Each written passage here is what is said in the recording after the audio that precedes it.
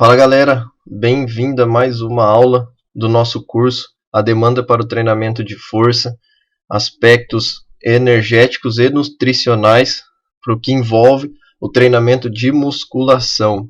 Tá?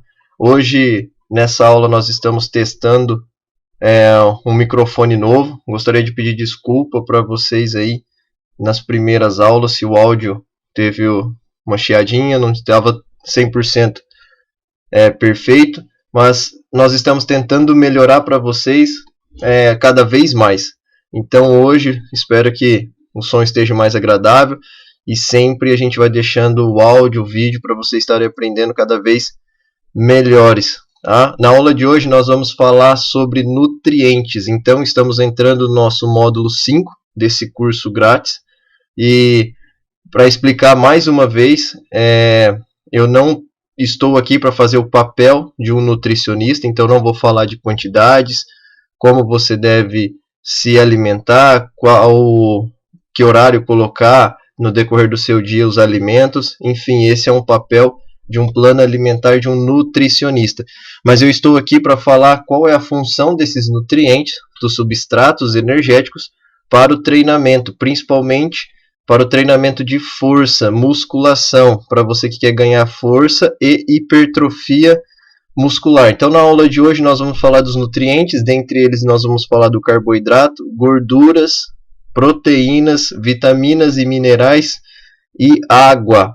Começando a nossa aula de hoje, nós vamos começar por carboidratos. Então, os carboidratos, eles se destacam por funções importantes. Quais são essas funções? Quanto mais alta a intensidade do exercício, mais importante é o glicogênio muscular como substrato energético.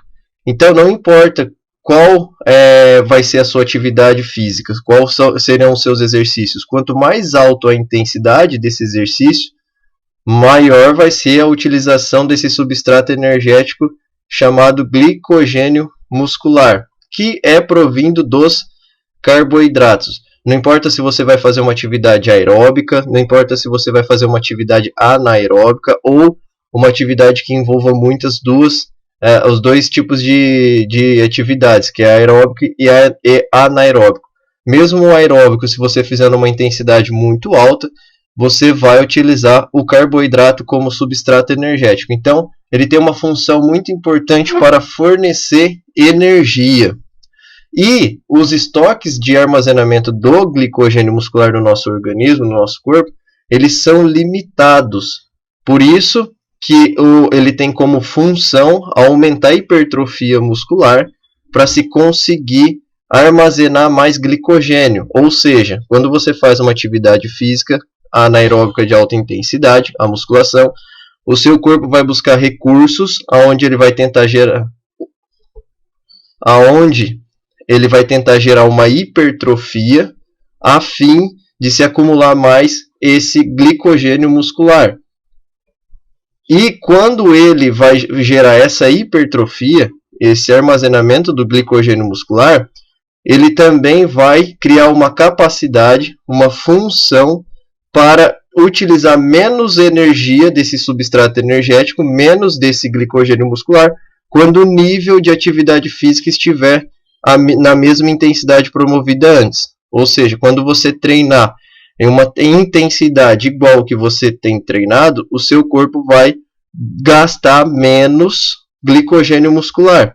Por isso da importância de se fazer cada vez mais um treino mais intenso, para continuar tentando gerar adaptação, gastando toda essa energia de glicogênio muscular e forçando o corpo a criar novas estruturas para armazenar mais glicogênio muscular. E dentre o carboidrato nós temos um dilema. E qual é o dilema que se envolve tanto aí os carboidratos? Geralmente as pessoas ficam com aquele dilema da seguinte forma: carboidrato engorda? Carboidrato faz mal para a saúde? Eu ouvi dizer aí que carboidrato faz mal para a hipertensão, problemas relacionados ao coração, deixa pré-diabético, principalmente engorda, gera barriga, né? As pessoas se preocupam que o carboidrato dá barriga.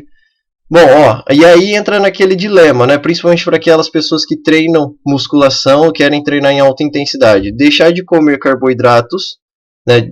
Principalmente os de alto índice glicêmico, para promover a reposição das reservas rapidamente, ou manter a saúde pagando um preço de não se recuperar tão rápido para o próximo treino.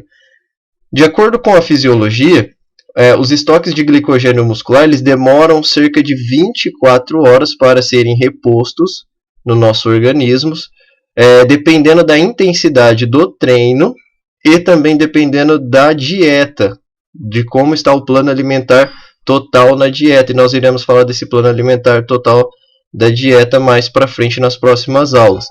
Então, as pessoas elas vão recuperar esse glicogênio muscular sempre dependendo do desgaste que foi feito e dependendo do plano alimentar em si. E existem carboidratos que têm um índice glicêmico mais alto e um índice glicêmico mais moderado e mais baixo. Isso daí é uma questão do que comer, de um índice glicêmico mais alto ou mais baixo, é devido ao nutricionista decidir essas questões. Mas eu já tenho por experiência, dentro da musculação, já gerado várias e várias discussões, porque o nutricionista passou o índice glicêmico mais alto, carboidratos de índice glicêmico mais alto, como açúcares, doce, em um pós-treino para promover essa recuperação mais rápido, né?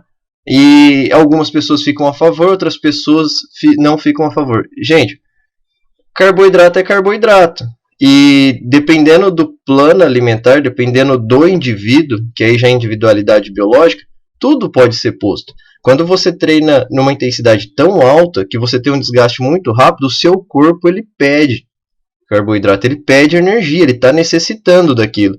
E algumas pessoas que eu já treinei, a única coisa que eles queriam depois do treino era um suco de laranja, um suco de limão bem gelado, ou até comer um doce, porque o corpo estava pedindo aquilo para tentar se recuperar daquele desgaste, ter aquela energia de volta rapidamente, o mais rápido possível.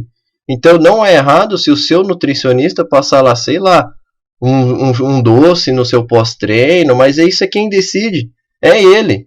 E se ele optar por fontes mais saudáveis, como carboidratos complexos, beleza, é mais saudável, mas você tem que entender que você não vai ter problemas, não vai engordar e não vai ter problemas relacionados à sua saúde se você consumir um pouquinho de uma coisa com alto índice glicêmico, um doce, um chocolate ali naquele seu pós-treino. Tudo envolve o plano alimentar total e não somente uma pequenita fração dele em algum momento. Além do mais que quando você treina em alta intensidade, você nem treina todo dia, então você nem usaria isso todos os dias, né?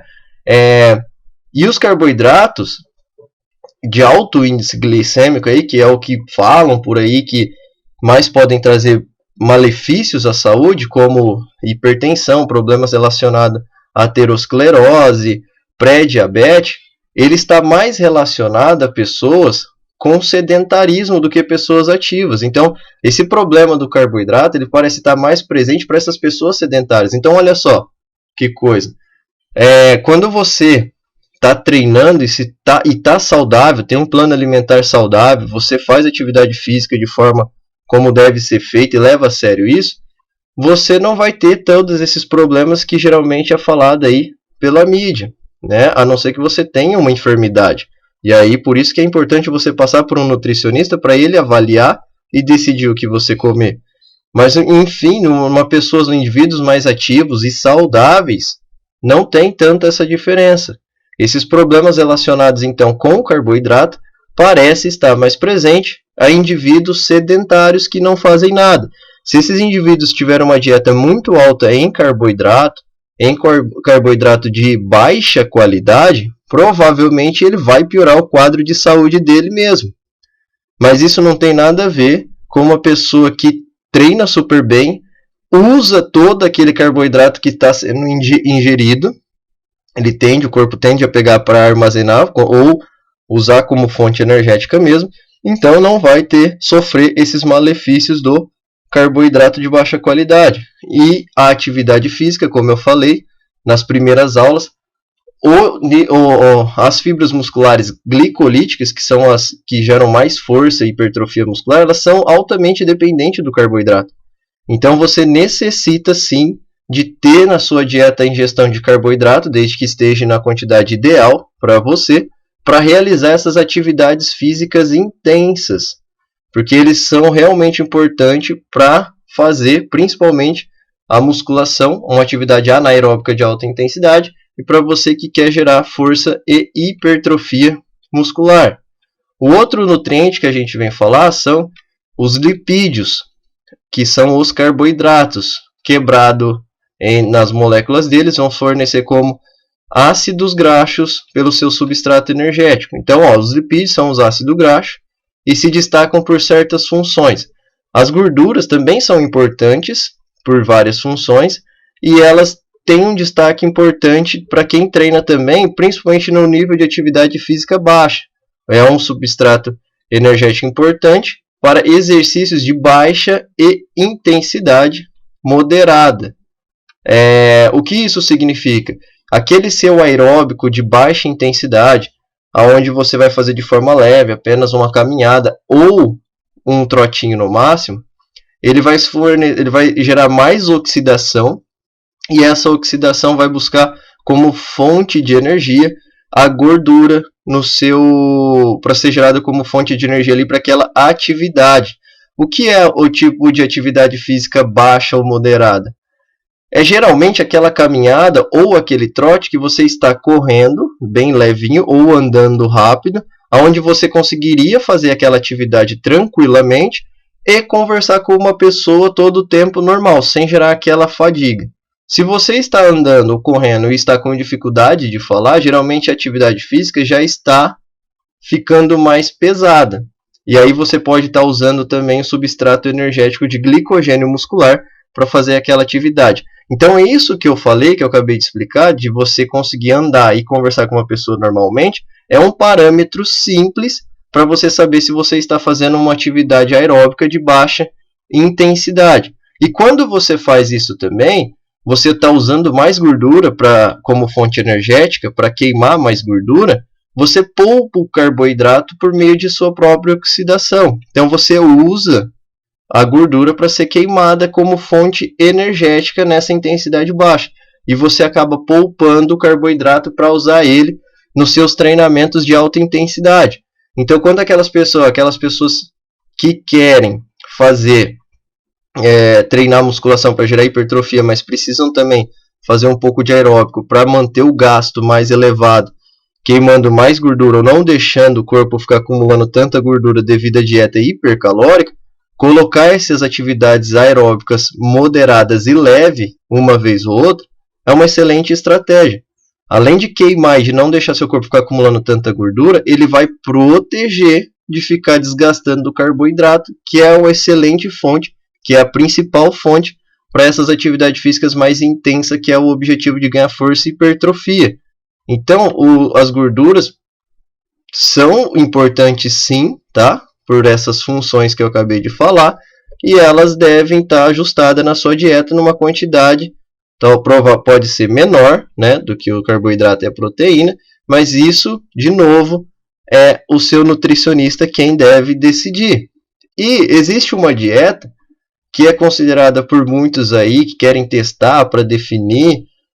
Alguns já ouvi falar assim que aumenta GH, que vai aumentar a hipertrofia, vai aumentar a performance, mas isso daí comparado à intensidade, o que a literatura vem nos mostrando é besteira, que é a manobra de low carb, de baixa ingestão de carboidrato e alta em gordura, né?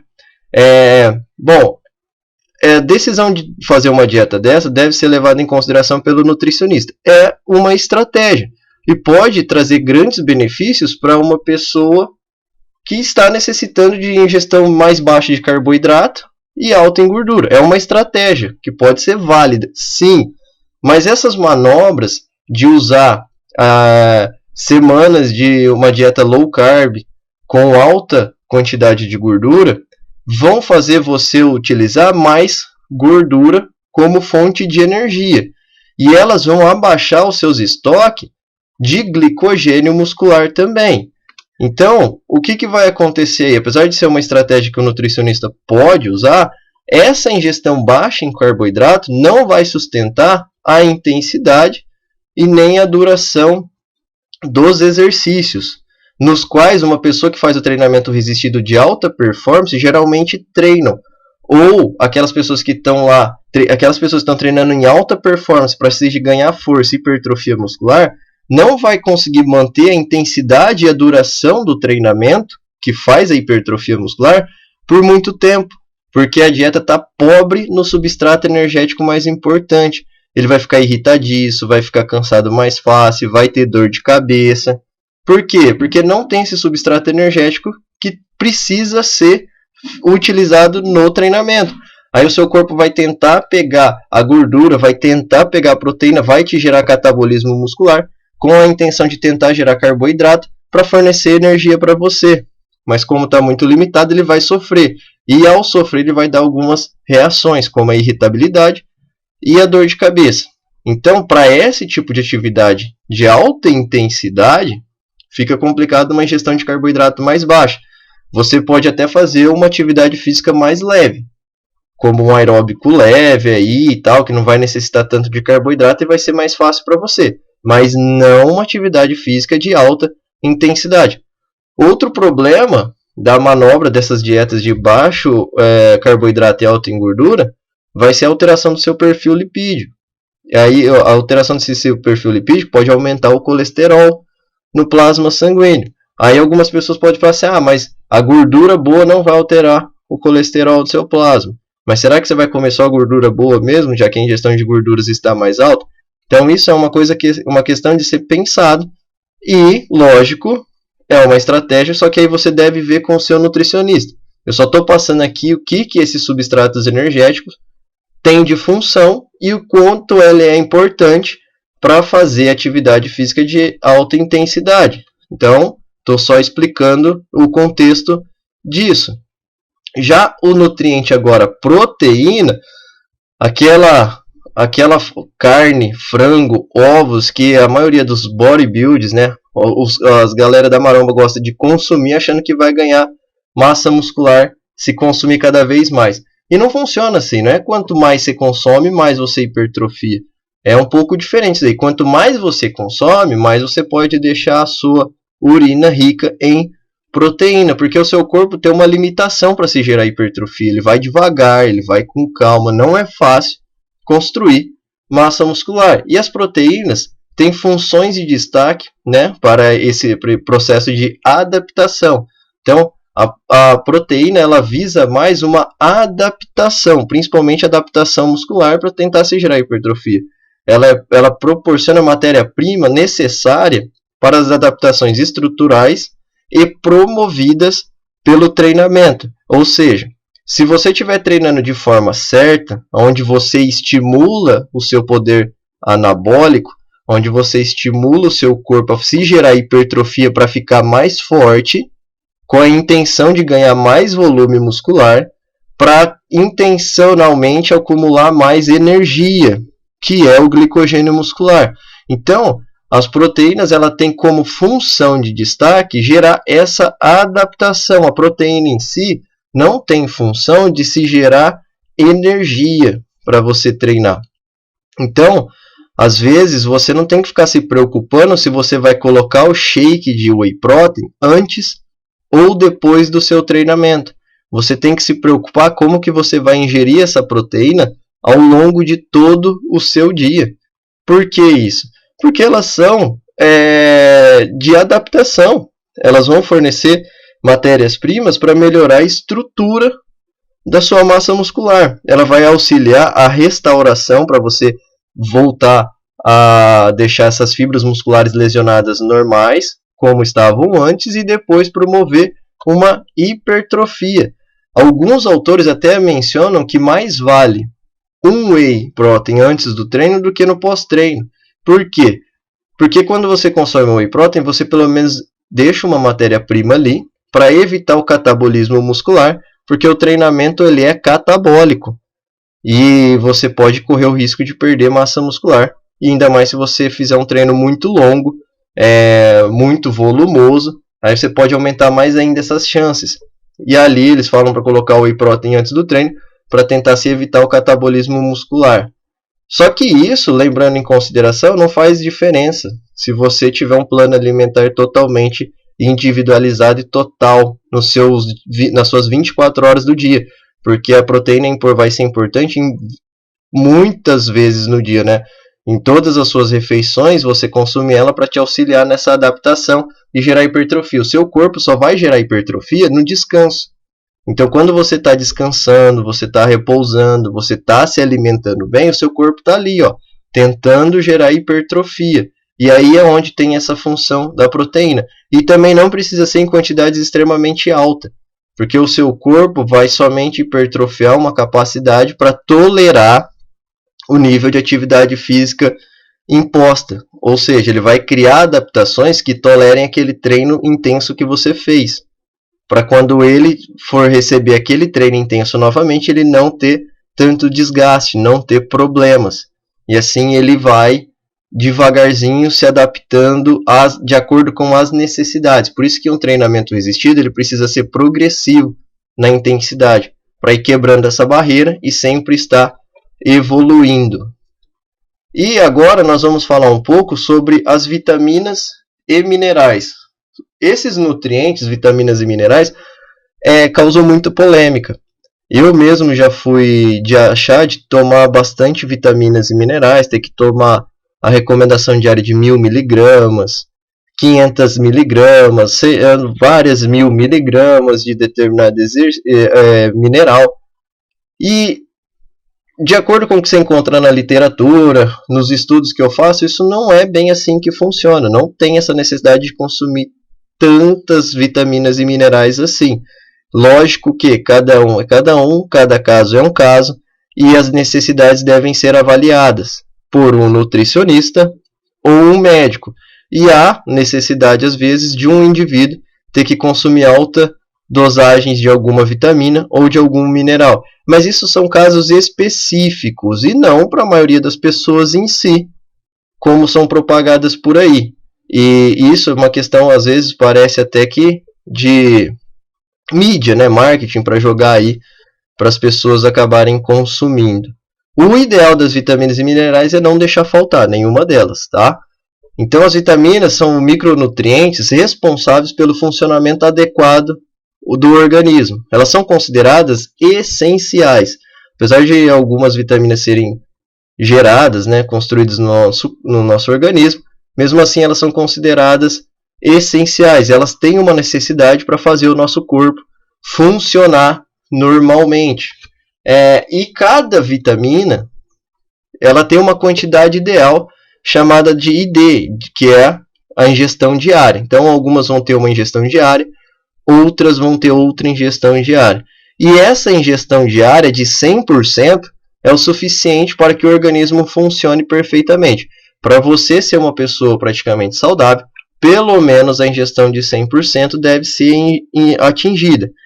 Novamente, lembrando, a individualidade aqui é importante. Algumas pessoas podem ser que necessitem mais. E pessoas que treinam musculação, que fazem um esporte de treinamento de alta intensidade, pode ser também que necessitem de uma quantidade um pouco mais acima do que o recomendado de 100%. Mas lembrando, e eu quero deixar claro, que essa necessidade um pouco mais acima do 100% não vai ser tão diferente assim como as pessoas acham. Então, pode ser que seja necessário apenas um pouco a mais, e não tanto assim a mais. É uma coisa que tem que ser levada em consideração e tomado cuidado. A quantidade de vitaminas muito mais acima do recomendado geralmente pode trazer alguns problemas e malefícios à saúde. E dá muito desequilíbrio. Você coloca muito de uma vitamina e muito pouco de outra, que às vezes você tem deficiência até no seu corpo e nem sabe. E aí você começa a dar um desequilíbrio. Pode ser que te traga algum malefício à saúde também. Então, por isso que é importante um plano alimentar, um nutricionista capacitado, que eles vão deixar quantidades de todas essas vitaminas e minerais de forma correta para você, sem dar sobrecarregamento em um e sem dar falta em outro. Olha a importância aí do nutricionista. Porque você precisa de ter um equilíbrio ideal de todas essas vitaminas. Não pode nem aumentar tanto uma e não pode deixar faltar outra. E não há necessidade de você ficar se preocupando com a ingestão antes, durante ou após o exercício para auxiliar na recuperação. Eu também já cheguei a tomar vitaminas, alguns minerais antes do treino ou depois do treino. Isso a gente passa, né? Se a gente, principalmente quando a gente é leigo, a gente fica se preocupando do que tomar antes ou depois do treino. E as vitaminas, o segredo dela é ter ela na sua dieta, no plano alimentar total. Porque em mais de 50 anos aí de estudos, não foi considerado com clareza, exatidão, que se você consumir essas vitaminas e minerais aí, anos depois, ela vai proteger contra a lesão, auxiliar na recuperação, retardar fadiga, o que for aí. Não vai ter tanto impacto, desde que ela esteja colocada na sua dieta total em si. Elas só não podem estar faltando. O que é importante você saber dessas vitaminas? Como eu falei, não existem evidências de que a suplementação de vitaminas em indivíduos que se alimentam corretamente melhore o desempenho, acelere a recuperação ou diminua as lesões. Foi o que eu acabei de mencionar. Se você é uma pessoa saudável e que se alimenta de forma correta, não vai fazer tanta diferença essa ingestão aí de vitaminas e minerais aí, principalmente antes ou depois, ou essa suplementação aí de vitaminas. É claro que cada caso é um caso, às vezes a pessoa tem a necessidade de tomar sim um multivitamínico. Eu já passei com nutricionistas, no meu ponto de vista, um dos melhores do país, e ele deixou lá a suplementação de vitaminas, um multivitamínico mineral para mim. Mas porque ele viu a necessidade, né, da minha rotina, do que eu iria consumir, do meu plano alimentar, e ele me passou. E ele me passou um comum de 100% de ingestão diária nacional. Nada disso de ser importado que tenha sei lá quantos 1000%. Se fosse necessário, eu creio que ele me passaria, porque isso já é uma especialidade dele, né? Mas não foi então a necessidade para mim, porque o que tem a diferença é ter uma alimentação balanceada. Então tem que consumir ao longo do dia esses alimentos aí que vão fornecer as vitaminas e minerais, e pode ser que seja melhor absorvido até do que o multivitamínico. E sobre os minerais? Os minerais são também considerados essenciais e eles não podem ser produzidos pelo nosso organismo. E os minerais eles vão receber duas subdivisões, que são os microminerais e os macrominerais. O que são isso? São aqueles minerais que são... Os microminerais são aqueles minerais que são consumidos em uma menor quantidade. Eles necessitam ser ingeridos em uma pequenita quantidade. Já os macrominerais são aqueles que são necessários uma quantidade um pouco menor, um pouco maior. Apesar deles serem pequenas quantidades, alguns necessitam de um pouco mais. É por isso que eles receberam essa subdivisão de macrominerais. E apesar do alto número aí existente de minerais, se não me engano, é em torno de 14, apenas 4 são mais associados ao exercício. Lembrando, todos eles têm uma função importante, todos eles são importantes para você ficar saudável, todos eles podem melhorar seu nível de força, porque você fica mais saudável. Só que a literatura vem trazendo aí que pelo menos são apenas 4 que são mais associados ao exercício, que são o zinco, cromo, selênio e ferro. Eu falaria também, só que isso já é uma particularidade minha, que eu colocaria aí também o magnésio sendo bem importante para quem se exercita, por diversas funções que ele tem, e eu gosto muito desse mineral, então por isso que eu estou falando dele também, e ele tem uma proteção cardíaca, ele é o maestro de todas as vitaminas e minerais, ele controla diversas funções no nosso corpo. Só que eu não posso trazer ele ali, colocado como um mineral a mais ali, como eu mencionei, porque não é o que eu encontro na literatura. Então, tudo que eu trago aqui está fundamentado, embasado em um estudo que eu fiz. Tanto é que no final você acha as referências de onde eu pesquisei, né? Os livros que eu tirei, os artigos que eu estudei para trazer para vocês. Então, o que você acha na literatura que é mais associado ao exercício pode ser esse zinco, cromo, selênio e ferro, tá? Mas eu falaria também um pouco aí da minha experiência e do que eu já li sobre o magnésio ser extremamente importante também. Um outro nutriente muito esquecido pela maioria das pessoas é a água. A água, a pessoa se preocupa no que comer, quanto comer disso, quanto comer daquilo, quanto tomar daquele suplemento, daquele multivitamínico, só que se esquece de falar o seguinte: quanto tomar de água? A água ela é extremamente importante, né? E ele é um macronutriente que não fornece energia. O que isso significa? Você pode consumir ele de bastante a rodo, que ele não vai te engordar, porque ele não tem caloria, não vai aumentar a sua quantidade de gordura. Então ele pode ser consumido em alta quantidade. É lógico que se você tomar água demais, a água demais é extremamente mais alta do que você necessitaria, também pode trazer problemas.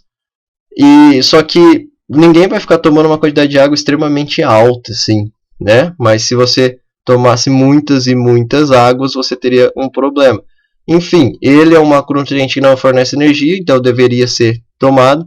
Ele deve ser consumido de forma adequada para a prática de exercícios físicos, e ele está relacionado a problemas graves à saúde se faltar. Então, a pessoa pode chegar até a morte em uma desidratação. Então, você deve realmente tomar água, até mesmo treinando, você deve tomar água. Nos intervalos ali de treino, você pode estar tomando. Algumas atividades muito desgastantes, que são horas, né, como as atividades aeróbicas de longa duração, as maratonas, os nutricionistas podem estar recomendando água com alguns sais minerais aí, porque a gente perde bastante eletrólitos, né, e sais minerais no suor. Então é uma estratégia do nutricionista ser usada. Mas durante treinamento de alta intensidade você pode estar consumindo alguns goles de água para manter a temperatura do seu corpo e para repor a água sendo perdida pelo suor. A gente precisa tomar uma grande quantidade de água, justamente para equilibrar a temperatura e repor essa água que a gente está perdendo no suor, na sudorese, né? E a principal função da água? A principal função da água é manter a temperatura corporal sob controle, devido à elevada produção de energia durante o exercício e a produção metabólica e ambiental aí também, que é o que eu falei. Você precisa tomar essa água para fazer o controle da sua temperatura. Quando você está fazendo uma atividade física, mesmo quando você está fazendo atividade física intensa, você pode perceber que às vezes você até esquenta o seu corpo, até esquenta a máquina. E a água vai funcionar como se você estivesse abaixando um pouco essa temperatura, controlando essa temperatura, como se fosse um radiador no seu corpo mesmo, para relaxar, né, para dar uma resfriada no motor, para ele continuar funcionando bem. E lógico que cada lugar é um lugar, dependendo do ambiente, há necessidade de se tomar mais água. Um ambiente muito quente e seco, pode ser que seja necessário você tomar mais água, principalmente se você estiver treinando. Eu tenho como experiência isso daí na Academia Esparta mesmo, academia onde eu sou sócio proprietário. Quando a gente começou lá, nós não tínhamos climatizador, então era muito quente lá e as pessoas passavam mal. E elas necessitavam de muita água mesmo, porque era um lugar mais quente, fechado, não tinha saída de ar. Depois que a gente colocou um climatizador e deixou o ambiente mais climatizado e mais agradável na temperatura, isso mudou um pouco, o que fez a necessidade de água. Ainda necessita-se da ingestão de água, mas não tanto como aquele ambiente quente, muito abafado e seco. E o que é importante você saber sobre a água? A sede não é um bom parâmetro para a percepção de necessidade de ingestão de água. Então, você não pode esperar ter sede para tomar água. Você deve já tomar água com frequência. Quando você tem uma sinalização da sede para tomar água, isso significa que você já está ficando desidratado, e não é legal e não é saudável. Porque para você ter uma percepção dessa sede, significa que você já perdeu bastante líquidos, ou por urina, ou suor, alguma coisa, e o seu corpo está necessitando de água para fazer certas manutenções. Aí ele te manda uma sinalização: preciso de água. Aí ele te dá sede. Então o ideal é não você deixar a sede chegar. Vai tomando certos goles, cerca de pouquinho em pouquinho água toda hora, que aí você vai mantendo o seu corpo hidratado. Porque a capacidade de absorção de água não acompanha o ritmo que se perde pela sudorese. Então, quando você sua bastante, você tem aquela transpiração muito intensa, principalmente quando você treina, você precisa tomar água, porque a absorção de água não acompanha esse ritmo que se perde aí pela sudorese, ela vai levar um pouco mais de tempo. Então, nunca deixe de tomar água. Além do mais que a água ela tem outras funcionalidades, filtração, e o nosso corpo humano, o nosso músculo, é mais de 70% de água. Então, se você quer gerar hipertrofia, também é importante você ingerir água.